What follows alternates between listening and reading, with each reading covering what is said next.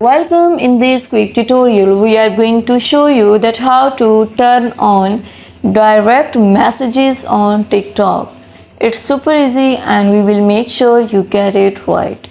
Just make sure you are logged in and using the latest version. Make sure to watch the complete video and follow each step carefully to avoid forgetting anything and making mistakes. Firstly, you have to open the TikTok app, move to the profile.